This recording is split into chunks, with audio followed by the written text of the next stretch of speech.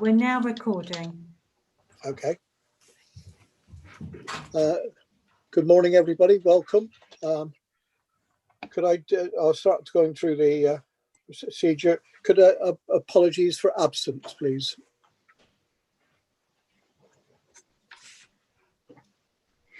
Chair, I'm subbing on behalf of Brenda Langley. Oh, right. It's okay. Adam Monk speaking. Yeah. Yes, I got you there, Adam. That's fine. Yeah.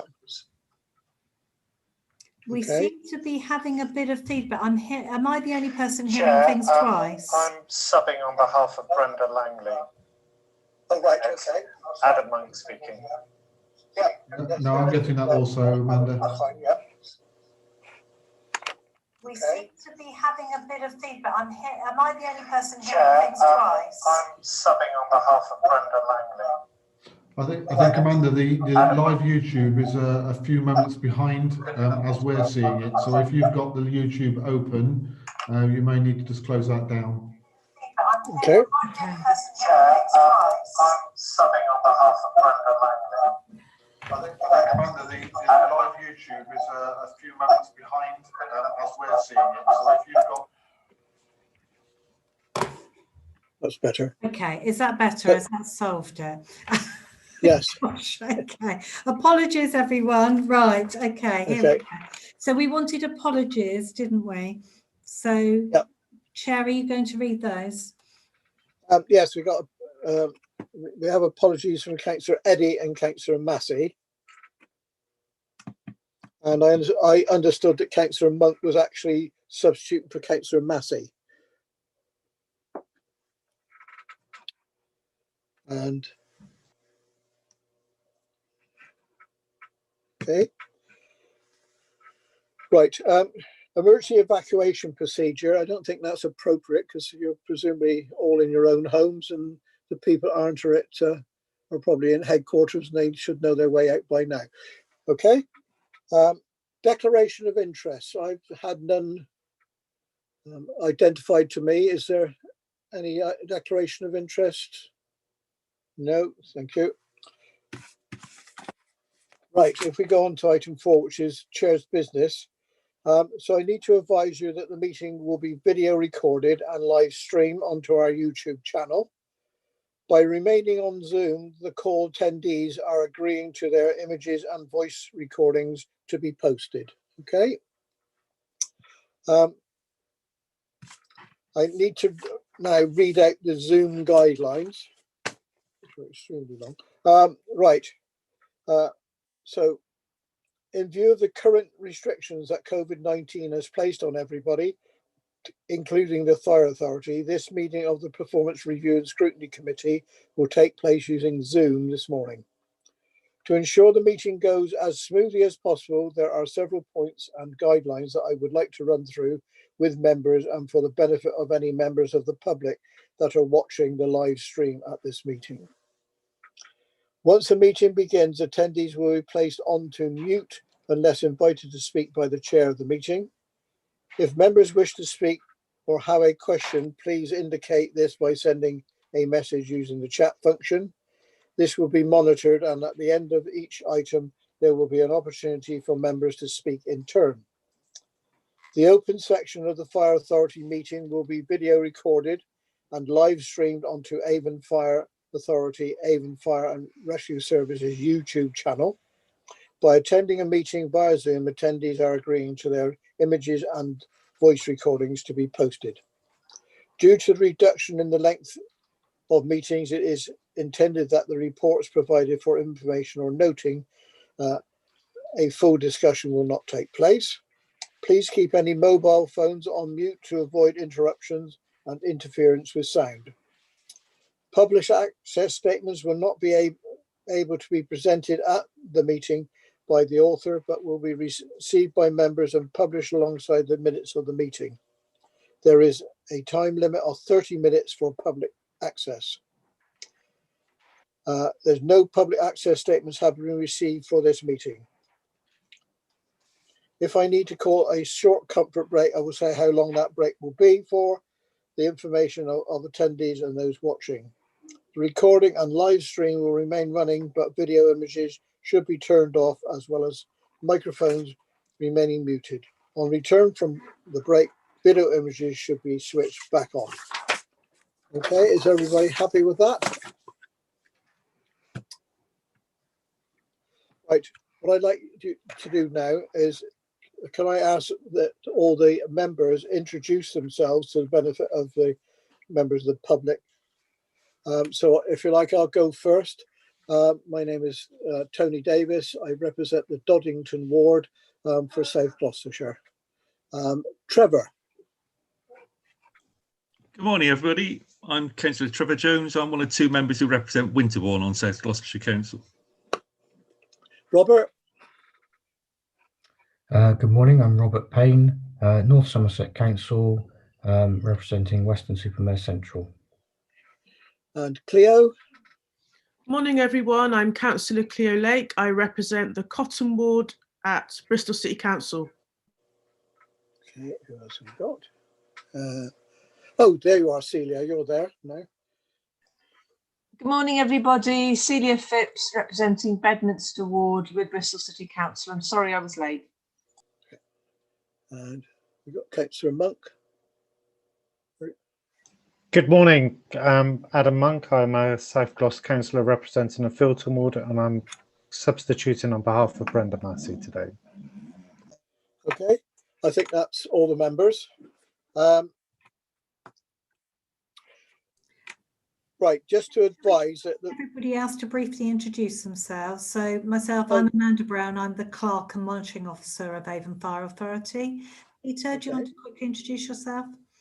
So if I go to Peter first. Good morning, everyone. Pete Davis. I'm the Avon Fire and Rescue Services Internal Service Liaison Officer for Her Majesty's Inspectorate of Constabulary and Fire and Rescue Services. Go to Simon now. This is the way they're appearing on my screen.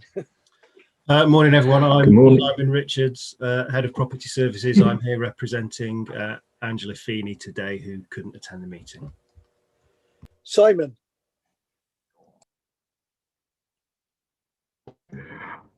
We've still got two Simons, so I'll go. My name's Simon Flood. We had the same thing yesterday, Councillor Davis. We need too many Simons, I think. I'm the Performance Manager for Avon Fire and Rescue Service, and I'll be taking you through the performance report this morning. Right, Steve Gregory, because there's more about Steve as well. Hi, Steve Gregory, Democratic Services Team, Bristol City Council. Okay, and Steve Emery. Good morning, Steve Imrie, Temporary Assistant Chief Officer for Service Delivery. Simon Shilton. Thank you, Chair. Good morning, councillors. My name is Simon Shilton, one of the Assistant Chief Fire Officers here at Avon Fire and Rescue. And Lynn Lamb. Thank you. Good morning. Lynn Lamb, Finance Manager at Avon Fire, and I'm here to do the capital paper, introduce the capital paper. And Annabelle. There's only one Annabelle, so you're right, it's you. Good morning, I'm Annabelle Harford. I'm the Environmental Manager, and I'll be talking about the ecological emergency paper. And Stacey Hopkins. Good morning, I'm Stacey Hopkins, the Health, Safety and Wellbeing Manager at Avon Fire. And as the boss of all things, that's Emma. Good morning, I'm Emma Bowen. I'm the Democratic Services Assistant here at Avon Fire and Rescue. I think that's everybody. We haven't left anybody out, have we? No, good, splendid. Right, just to advise how we're going to vote, should it come to that. What I will do is ask members for any who want to vote against it, then any abstentions, and then I will assume that all other members are in favour and are voting for it. Right.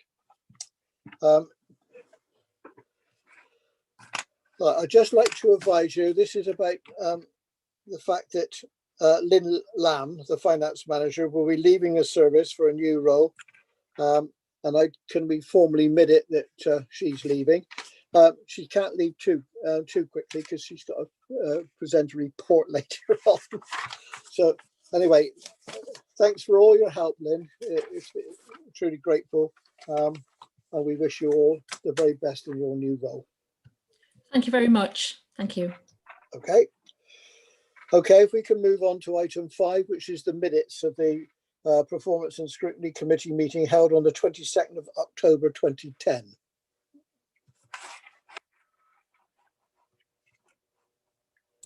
Councillor Lake, you've got your hand up.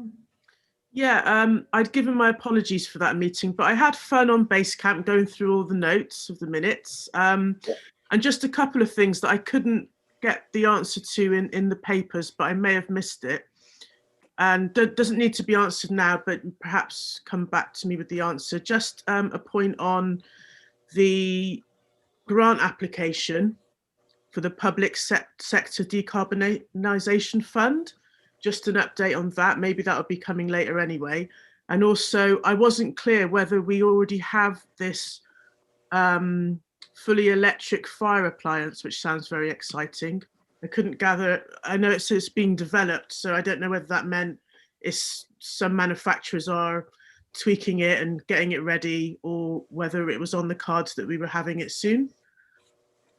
Thanks. Is anybody can give those answers now? Annabelle. Yes, thank you for your questions. So on the public sector decarbonisation scheme, we put in an application back in November for circa £800,000 worth of energy efficiency and low carbon technology improvements across our estate. Salix, who are administering the scheme on behalf of the UK government, have been totally inundated with applications, and we are one of very many public sector organisations who have not yet had a decision. They still seem to be sticking to their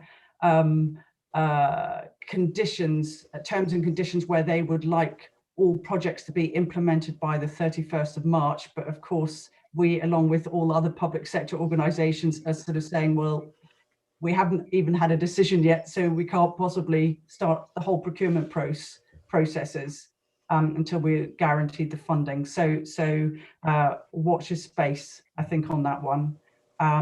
But we fully plan to go ahead with all the measures that we included in our application, but possibly over a longer time scale if we're going to be using our own sort of funding sources or alternative funding sources. So that's the answer to that one.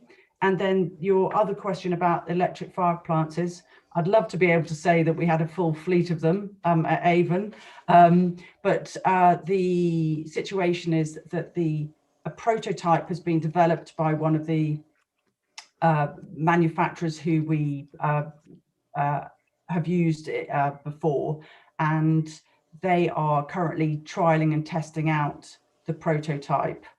So it's not in active use yet, as far as I know, by any fire and rescue services in the UK, but we're certainly part of the grouping, if you like. We're part of the whole consultation process, so we're keeping a close watching eye on that one.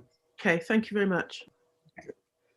Any other members have any points they wish to raise on the minutes, or can we accept they're a true and accurate record, apart from the things identified by Councillor Lake? Yes. Move approval, Chairman. Okay. So any against? Any abstentions? So I can presume that everyone is happy. Thank you very much for that. Item 6, which is public access, we've had none received. So we can move on to item 7, which is the performance report, and that's Simon Flood. Simon. Thank you, Chair. Good morning again, councillors. So the performance report in front of you is reporting our performance from the period from April to November. So it's the first 8 months of the financial year 2020-21. And the report is for discussion and comment. There are 2 appendixes to it, which I'll just run through again for members. The first one, Appendix 1, is the scorecard, which lists all of the corporate measures which Avon Fire and Rescue Service currently measure against. And the second one, the target tracker, is a subset of those measures, which is intended for public display and shows the information in a more graphic, hopefully easier to read format. And those are produced at Avon level and are displayed at our headquarters, but also one for each of the fire stations, which are displayed on the stations and sent to them, and also believe sent to the member champions for those stations for reference and information about the performance of that individual station. So the performance, we use a very simple red, amber, green mechanism on the charts. Red to describe something that is off target, amber to describe something that is near to target, and green to describe something that is on target. So a reasonably common methodology of displaying the information. If you've had a chance to have a look at the scorecard and the target tracker, you'll see that we're in a very good position with regard to performance. Almost all of the measures are showing green, and particularly with regard to the incident numbers, we've had some quite significant, and I use that in the terminology that's intended, so some statistically significant reduction in incident numbers. For example, the number of vehicle fires that we've had compared to last year is 19% fewer, and the number of deliberate primary fires, which means a fire roughly in a building or a vehicle that wasn't derelict before it being set light to, is reduced by 16%, so it's 16% fewer compared to the same period of last year. So some quite significant reductions. The main reason that we're very keen on recording such information and keeping a note of it is, if you like, what we're trying to do is prevent and reduce risk in our community. So each fewer incident that we attend is an indication of a reduction of risk within our community, which is all very good news. So the incident numbers are doing very well. The other thing to draw your attention to, members remember at the start of the current financial year, we implemented our new policy with regard to attendance at false alarms. We were a little bit out of sync with most fire and rescue services in the UK, in that we were still attending almost every circumstance where someone was telling us that the alarm was going off. What we're doing now is our colleagues in our control team are speaking to the people who are notifying us and just doing a little bit of finding out to make sure that our attendance, whether it's appropriate or not. So if somebody is telling us that an alarm is going off, but they know it's a problem with the testing, etc., then we're choosing not to attend that, because we think that's an appropriate use of our resources and appropriate management of that risk. And the very good news of that is that the number of alarms that we've attended is 73% fewer compared to this time last year. So it's about 1,000 incidents fewer than before. And if you think of each one as at least, I think it's on average about 1.5 appliance movements, and it takes up about an hour a day of those appliances, it's a very significant cost saving to us with regard to resources for our appliance usage and our crewing time, which we're able to invest in training and community safety activities. So again, very good news. The other things I just wanted to make reference to from the paper is, again, at the start of this current financial year, we amended the way we were reporting our response indicators. So going from a geographical model to a more risk-based model. And I'm pleased to report that all of those indicators are on target. We're achieving what we set out to achieve. Our call handling is very good as well. And we're regularly meeting the target to answer the telephone, the 999 calls within our 7-second target. We're achieving 95.8% of those within the 7 seconds. And the last thing just to refer to is regard to our people indicators. So members will remember that over the last few years, we had some issues with our sickness figures, and our sickness figures were higher than we would have expected them to be, and particularly in comparison to other fire and rescue services, we were having more sickness than others, and we get that from the benchmarking information that's referred to in the report. At the start of not this year, but last year, we set up a 3-year plan to try and improve our sickness, with an action plan to do that, with an idea that at the end of the 3-year period, which will be at the end of next financial year, we would have sickness reduced to an average level for fire and rescue services. And I'm pleased to report that we're making very good progress on that, and it is showing now as green. So we're achieving what we're setting out to achieve, and we're on target to meet that reduction in the sickness figures. Paragraph 311 of the performance report gives some information about the benchmarking charts that we do with the National Fire Chiefs Council Occupational Health group, where it's a voluntary thing, but majority of fire and rescue services submit information to it.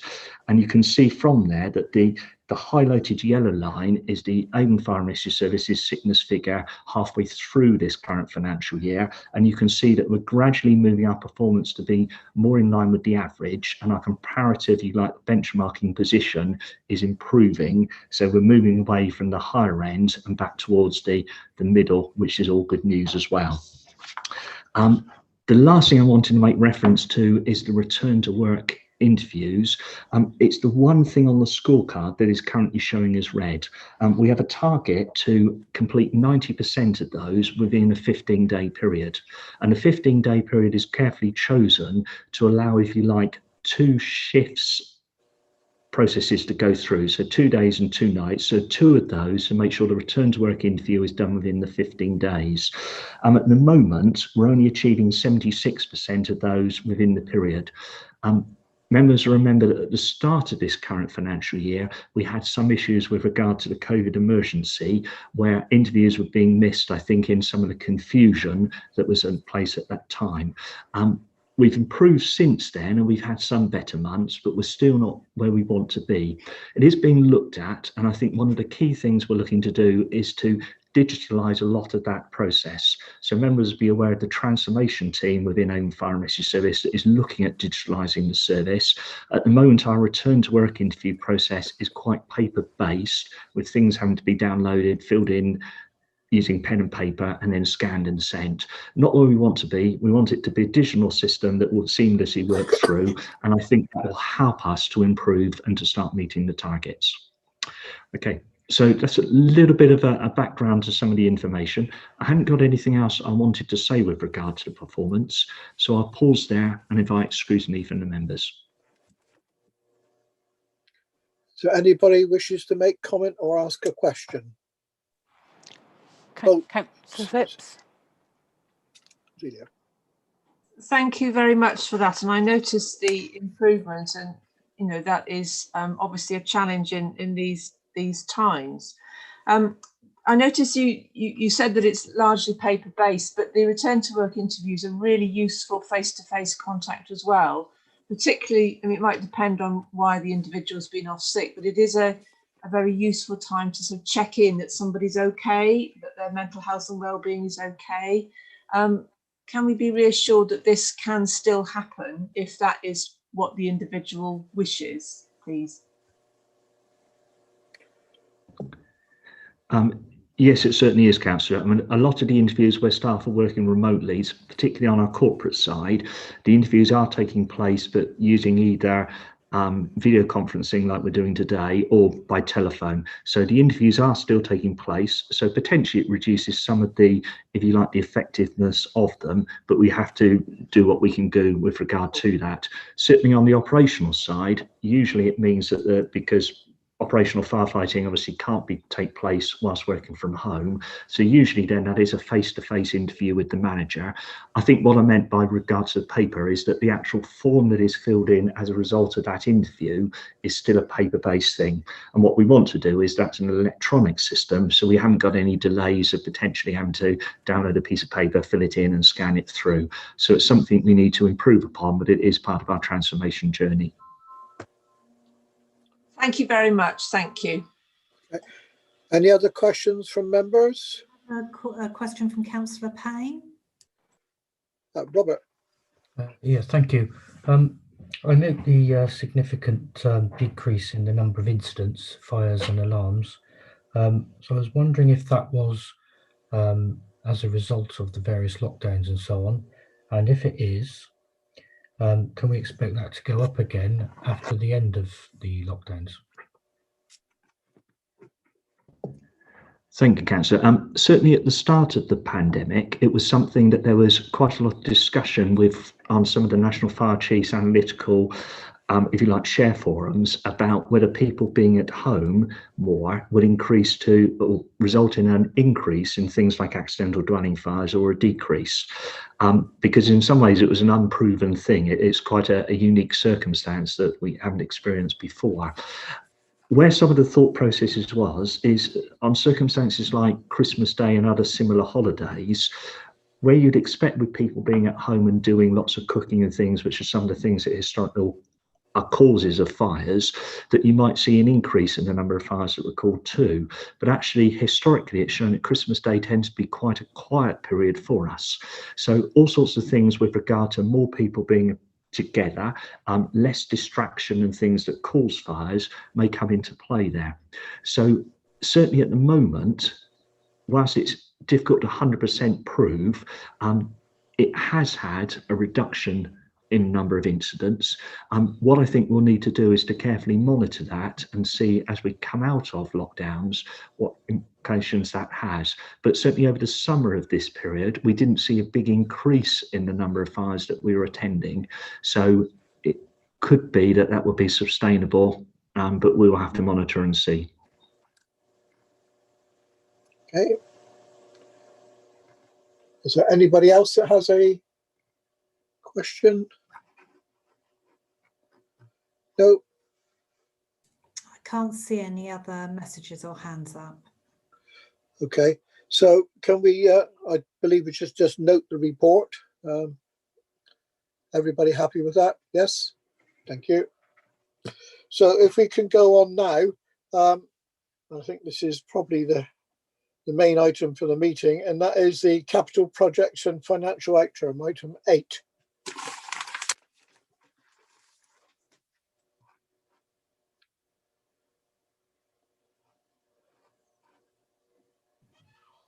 Lynn, that's better. The wrong mute symbol.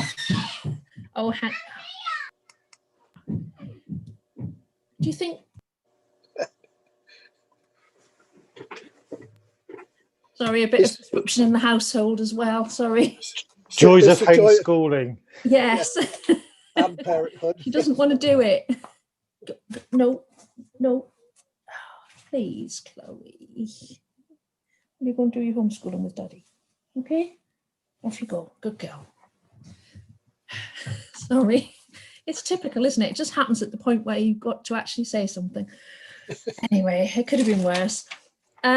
So yes, the capital report is the report on the capital programme update as at the actual spend at the end of November. Obviously, with the Christmas period, this was the latest figures that we had for the deadlines for the report, and projections forward to the end of the year. So the committee is asked to note the expenditure forecast in the capital programme. In particular, in section 5.2, it mentions that we have the projected spend to the end of the year in comparison to what we've spent to date. So the committee should reassure themselves that that spend is realistic given the the circumstances of COVID. So the reasons for the projected variances to the year end are summarised in the main report with more detail in the appendices, and this information has been provided by the service leads in those areas. So more information can be supplied by those leads. Thank you. Okay. Questions from members?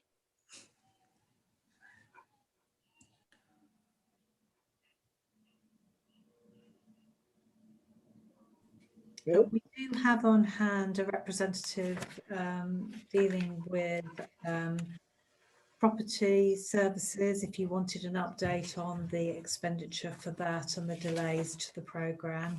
And we also have Simon Shilton available in relation to fleet as well. So if members have questions, then you have the individuals on screen ready to help. Okay. I think we need to perhaps drill down a little bit more.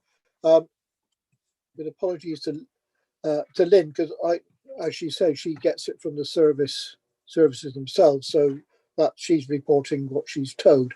I know that the chair of the authority was a little concerned with the fact we haven't spent a lot of the money there are obviously reasons that perhaps we could ask Simon Richards, would you like to perhaps enlighten us on your area of expertise?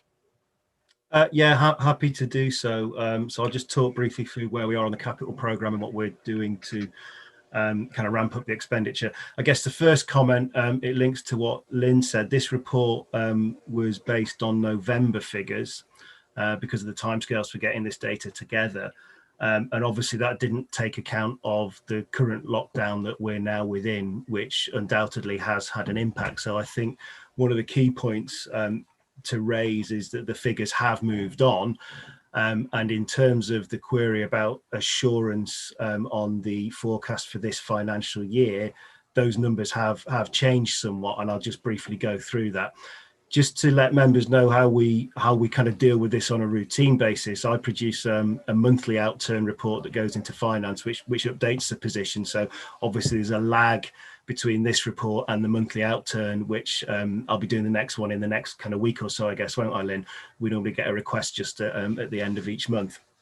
So if I just break down the key projects and let you know where we are, and then can take some questions about the expenditure if you need to ask me. So the main live project is the rebuild of Avonmouth Fire Station, which has been progressing really well despite COVID. There have been some delays, and as we get towards the end of that project, where the building envelope is enclosed and it requires more teams working indoors to finish the build, it gets even more difficult because of social distancing, contractor availability, and the methods that are required to get that work done under these circumstances.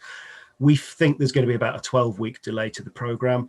We're following central government advice in terms of public sector construction projects and how to deal with those delays, because as you'd appreciate, a delay on a major programme like that means that you have to spend some more money in terms of contractor on-site accommodation and so on, because it's taking longer and the facilities that they need to actually fulfill that construction project. But we're still within the budget and the contingencies that we set aside for that, so we're comfortable in terms of the overall spend. Compared to the figures that you've got in the report now, there will be very little change in terms of the year-end figure with Avonmouth. That is moving forward apace. So I have no concerns over the expenditure figures that are in the report.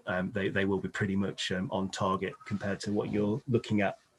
The Western project, so you'll recall we're looking to redevelop Western and potentially move to an alternative site. There have been delays in progressing our preferred alternative site option, which is a site currently owned by Homes England.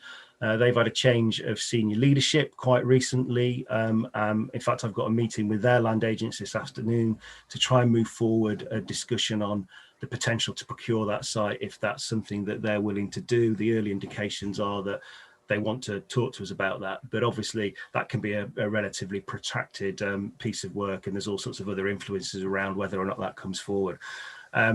We are continuing to develop design options for our existing site and the alternative preferred site as well, and the expenditure is continuing on those sort of design development options. I'm expecting an underspend compared to the figures reported in the paper. So I think it was £180,000. We think that's going to be in the region of £130,000, £140,000. Obviously, that will, towards the year end, we'll carry out a certification of the works the designers have done to date, and then issue a valuation certificate, and probably include an accrual at year end for works done but not yet invoiced. So it's difficult for me to give you an exact figure on that. But at the moment, it looks like about £130,000. So there's a further underspend that we would anticipate slipping into the following year. Similarly with Bath, the projection in the report was £185,000, and we're looking at a slight reduction on that. The reasons for delays with the Bath project are slightly different. That's more to do with our collaboration work with the police and South West Ambulance. There's some good news here. We've spent some time trying to get a better understanding of what the police requirements could be for a site at Bath. And we've now got a full brief from them, which has been incorporated into our design brief. And the police have agreed to fund some additional design work up to £60,000 to take accommodation of their requirements. So that is now moved forward as a kind of collaborative concept design. Similarly with South West Ambulance, to develop a combined site for police, fire and ambulance will require us to develop on the existing ambulance station, which is adjacent to our fire station. And we've had some good early discussions with the chief officer for SWAST and also Mick, and they share a vision for a joint site. We'll be revisiting those discussions in the next month, hopefully, to try and move that forward as well. So there will be a slight underspend, but it's not massively significant.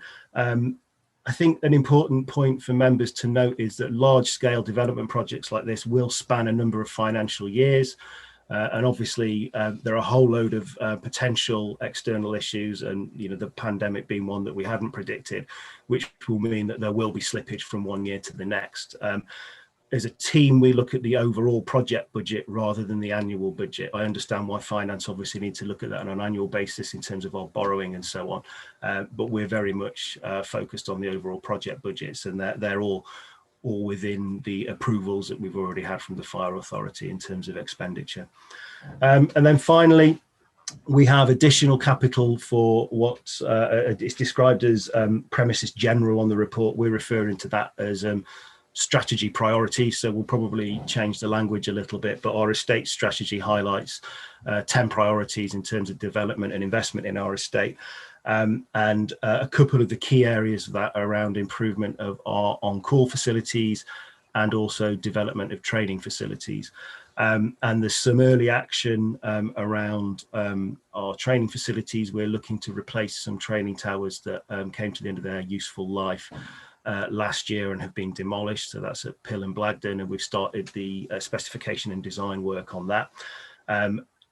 We'd hope that we would get those procured and constructed this financial year, but it's likely now that we will only get the design work done. We may do the procurement before the end of March, but that expenditure, which will be around about £150,000, will slip into the following year. We have very recently, yesterday actually, had agreement with SLT to a business case to refurbish Patchway Fire Station, and that also comes out of this same capital pot, and that's £137,000. So we've got the agreement to move forward that project, but we won't be expending too much of that money in this financial year because we'll only just be at the point of awarding the contract next week, and we need to look again at the contract programme, bearing in mind the potential disruption on the station to carry out these works, and how we're going to do that in light of the social distancing measures. But we do anticipate starting that programme of refurbishment works in the next month, but the majority of the spend will then slip into the following financial year.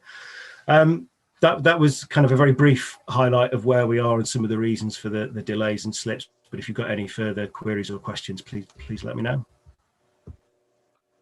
Is there anybody else that feels they should ask a question?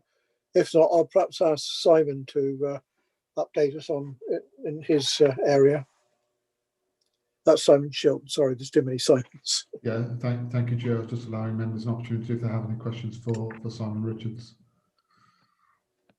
Okay, members, so I'll give kind of a brief overview of paragraph 5.4 and a reason why we have some capital slippage within the fleet department. You'll note within that paragraph it references two particular vehicles. One is the hovercraft and one is the environmental response unit. If I give context first around the environmental response unit, that is part of the capital replacement programme. The reason for the slippage there is regards to the contract award. So the procurement exercise has been undertaken, but in line with procurement rules in respect to a call-off period, we can't award that contract until post that call-off period. That call-off period will then take us outside of this current financial year and into financial year 2021-2022. So that's why it's highlighted as a slippage from one year to another. However, we anticipate or I fully expect that slippage will be reduced once that contract is awarded, because the expenditure then will be allocated to that particular vehicle. In reference to the hovercraft, so the hovercraft, you'll note within the terminology in the paragraph there, we've made note to risk profiling. So ordinarily within the service, we will be able to undertake our own risk profiling. And of course, we do regularly, because that's in line with our service plan in how we allocate our resources and match those resources to that risk. So we have that capability internally to perform a risk profiling of our service area. However, on this particular occasion, we do have a service level agreement with the Coast Guard and the RNLI, so that our response in this matter is complementary of each other's capabilities, so we can provide the best possible service to those in the community that need our assistance, or that of the RNLI certainly. Aligned to that, the RNLI are also undertaking their own review currently around their resource provision, particularly in that southwest area, and their own risk profiling. So it would make sense, of course, before we make a formal decision around what our capability might look like, aligned to our risk profile, is that's matched and aligned to the risk profiling of the RNLI. And that's what's caused currently the slight delay in progressing that particular project, whilst we work with our partner agencies, predominantly the RNLI on this occasion, to ensure that we've got a joint risk assessment. And then, as I said, in line with the service level agreement, we can have a complementary response framework for when it's needed. And that's the reason why it would be highlighted within the report of a capital slippage. Thank you, members. Okay, thank you, Simon. Any members got any further questions? Celia. I don't think this is necessarily relevant, but will any of the slippages affect our Her Majesty's Inspectorate action plan in any way?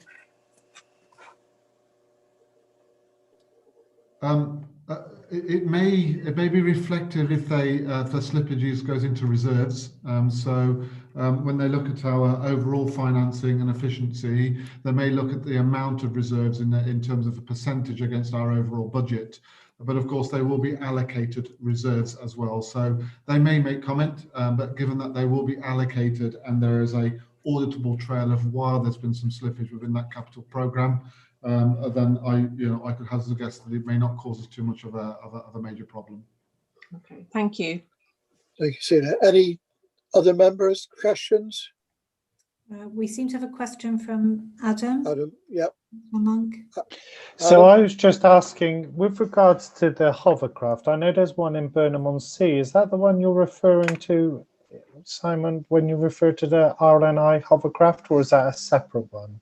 It will be included in the risk profiling for the RNI. So there's the response from Weston-super-Mare and also the response from Burnham-on-Sea, and the service level agreement and how we complement each other. So that will come into consideration with regards to the RNLI risk profiling, yes.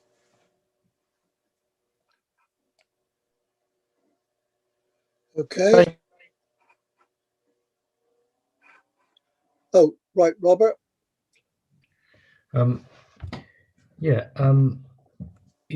With regard to the delay to the hovercraft, because of you have to deal with the RNLI and the Coast Guard, I don't really understand why there's been such a delay due to that. Can you explain why you're having difficulty in negotiating with these two partners? Because it does seem to be quite a long delay, to be honest. Yeah, we're unsure exactly why that is, Councillor. There have, I believe, some personnel changes which may have delayed matters also. We do have a good working relationship with the RNLI. We have a good partnership arrangement, but we're unsure exactly why there has been, I guess, a delay in that risk information. What we will seek to do in the next coming financial year is make a determination based on our own risk profiling and incident data, and provide that as a proposal to the RNI, rather than, I guess, experience any further delays in the next financial year. Okay, thank you. Okay. Any further questions?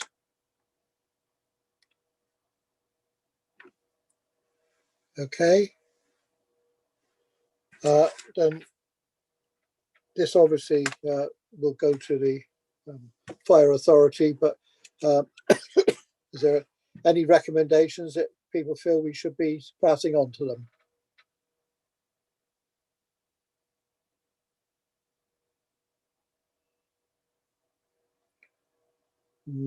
I think my only comment is that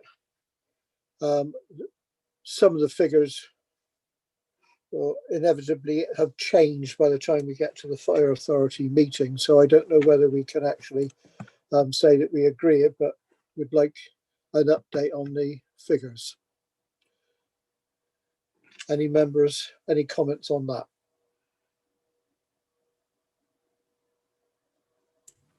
So, Chair, in terms of the recommendations, if we go through each bullet point in turn. Okay. So you're asking members to note the latest expenditure forecast of the capital programme. So note the figures you've been presented today. Mm-hmm. To review the capital expenditure plans for the remainder of the financial year. So what you could say in relation to that is, because you believe the figures will have changed, that you want a further update to be presented to the fire authority. Yeah. And then review any further key issues to provide the required assurance. I think that's been dealt with by councillors asking questions today. Mm-hmm. Right, is everybody happy with that arrangement? Trevor saying he would support that. So anybody against that suggestion? No. Abstentions? No. So I think we could agree that perhaps if we push that forward to the full authority. Yep. Thank you. So if we go on to item 9 now, and that's the HMRC FRS inspection plan. So Peter, that's you, I think. Yeah, thank you. Good morning again, members. As I said in the introductions, my name is Pete Davis, and I look after the tactical liaison with Her Majesty's Inspectorate of Constabulary and Fire and Rescue Services. As I always say at these meetings, that's a bit of a mouthful of an acronym. So if I abbreviate that to either HMIC or even further just to HMI, then you know what I'm talking about. The purpose of the paper before you today is simply to present to you the latest approved version of our action plan, which was produced against the recommendations of HMIC's report, our all service inspection report, which was published in December 2018. That contains 102 actions.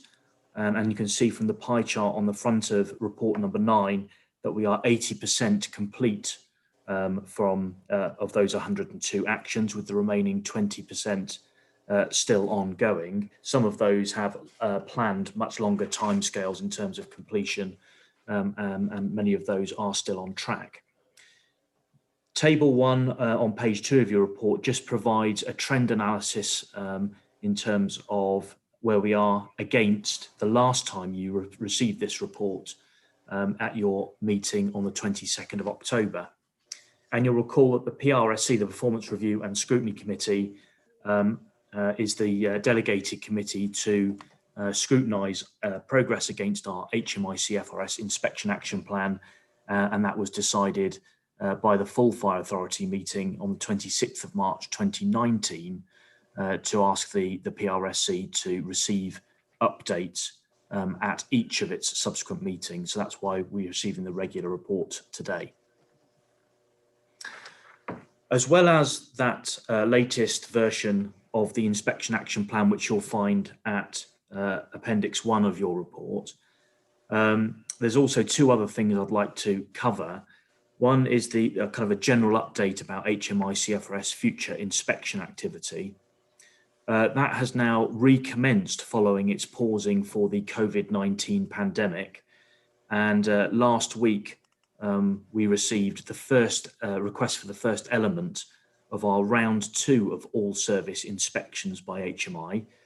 That's a request for a broad range of documentation, which we need to submit to HMI in advance of future inspection activity, and also a request for a high-level strategic self-assessment, which is a 1,500-word summary highlighting the key achievements of our progress since HMI CFRS were with us for round 1 of all service inspections in 2018/19. So we have commenced with that new round of full service inspections. I was at a meeting yesterday via teleconference, and HMI CFRS was explaining the way in which it is going to amend its approach to inspections in order to take account of continued requirements in respect of social distancing, maximising the opportunities for remote inspection activity, and keeping under review their plans in respect of the future development of the pandemic as we move forward. But we are nonetheless into the next round of inspection activity, and HMI themselves will be looking at our progress against our first report, the causes of concern and the areas for improvement. Finally, I just wanted to bring your attention to the section in paragraph 3.32 of your report, and that's reference to the results of the COVID-19 thematic inspection, which HMI CFRS has now completed and indeed published the results of that thematic inspection on the 22nd of January, so last Friday. Unfortunately, because of the embargo requirements for HMI's outcomes of their inspection, I was unable to include those results as an appendix to this paper because they weren't actually published until last Friday, which was after the deadline for the submission of papers for this particular meeting. But I'm pleased to report that the results of our inspection in regard to COVID-19 have now been published on the HMI CFRS website, and it was an extremely positive report for Avon Fire and Rescue Service, as indeed it was for most fire and rescue services across England, which is kind of the jurisdiction of HMI. And indeed, the whole of the Southwest came out extremely well in terms of its contribution to the overall national response to the COVID-19 pandemic. The HMI were looking at the period from April 2020 through to June 2020. So that was really good news for us. We published a press release on our website on Friday after the embargo was lifted. And also the chief and the chair put out an internal message to all staff throughout the service to compliment them on their amazing efforts during the pandemic, which of course continue as we move forward. But just specifically in relation to the HMI findings, it was extremely positive, and we were very pleased with that report. So the paper has been provided for information only, but I'll be happy to take any questions or queries as members see fit. Okay. Any questions, please, for Peter?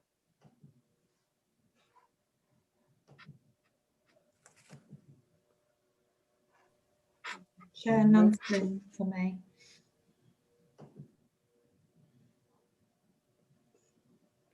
Right. The only thing I would say to Peter, congratulations. It is really nice to actually get a positive thing from HMI. Makes a change. So that's very welcome as far as I'm concerned. I'm sure all members would agree.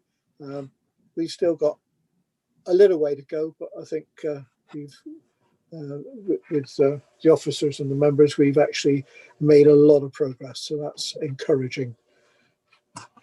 Okay. So can we note this report? Yep, everybody happy with that? Yes. Okay, thank you. If we can now move on to item 10, which is ecological emergency, and that's Annabelle. Thank you, Chair. So, as everybody's aware, the Fire Authority recently carried forward the recommendation to declare a climate emergency. So this recommendation to declare an ecological emergency comes hot on the heels of that. And it was in fact a suggestion raised by Councillor Butters at the last Fire Authority meeting. So for Avon Fire and Rescue Service and the Fire Authority to declare an ecological emergency would effectively be a public sort of acknowledgement and response to the increasing threats and damage currently to wildlife and nature. Declaring an ecological emergency has had less traction amongst organisations and authorities than a climate emergency. However, it's getting increasing recognition, and all of our 4 local authorities have already declared an ecological emergency. So it would again make sense that we do the same, and also recognising that an ecological emergency goes very much hand in hand with a climate emergency.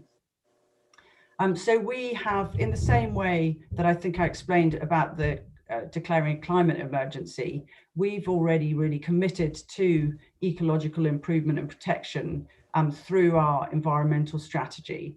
And there, I just wanted to very quickly highlight a few key elements of that. So the first main element is really, and the practical implications. The first one is that we want to put in place integrated biodiversity action plan, which would not just be looking at what we're doing on our sites, but also across our operations and our training and out in the wider community.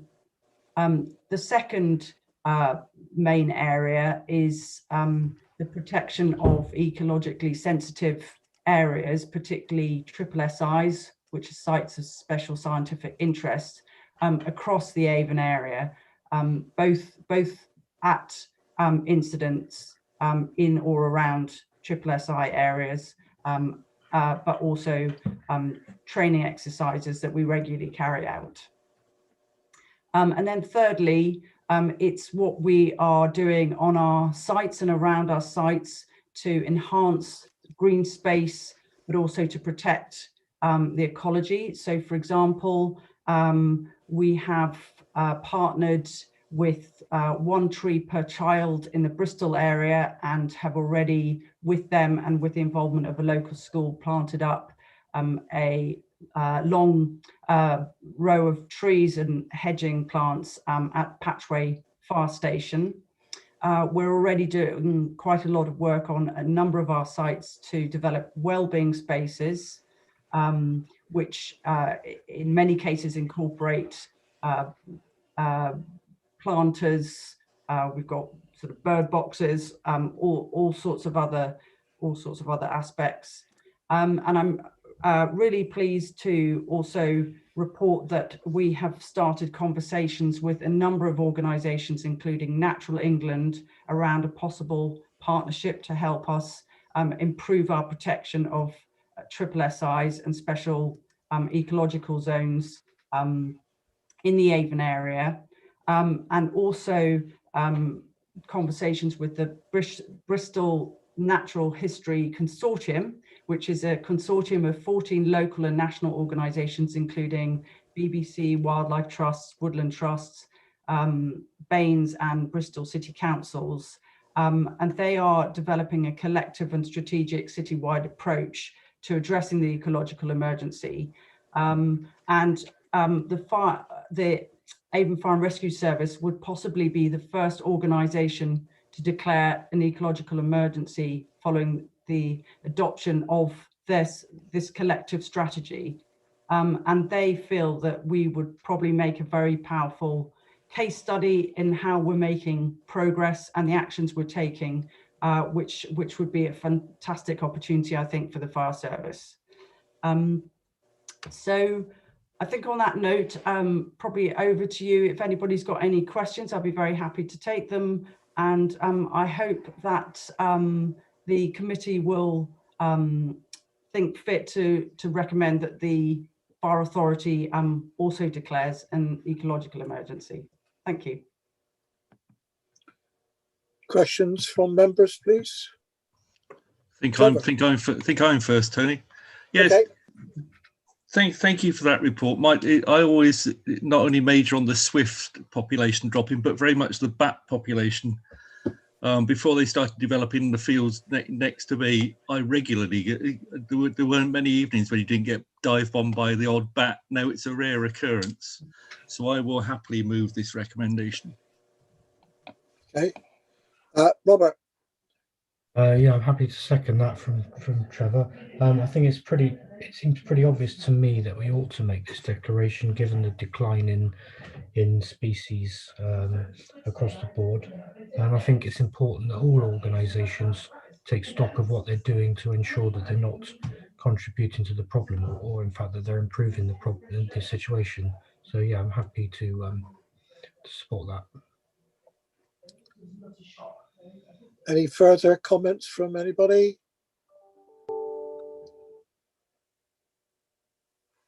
Can I just say, can I thank Annabelle, because I have to say, it's probably, being a councillor, you get very jaundiced about things. And most councils declared the climate emergency, and everyone knows that things are happening, albeit perhaps not as quickly as some of us would like. We then declare an ecological emergency, and sometimes you can't actually see where the difference is and what they're actually doing. So perhaps I'm just getting a bit skeptical in my old age, I don't know.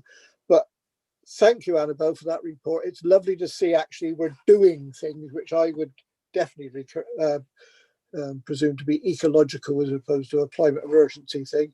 And yes, I hope that we get, you know, they can do a case study and we can really push it forward, because I think it's, one, it's a good, you know, good for our publicity, and also it's good for the little bugs and things that are around. Yes. So we've had a sort of proposer seconder. Anybody against?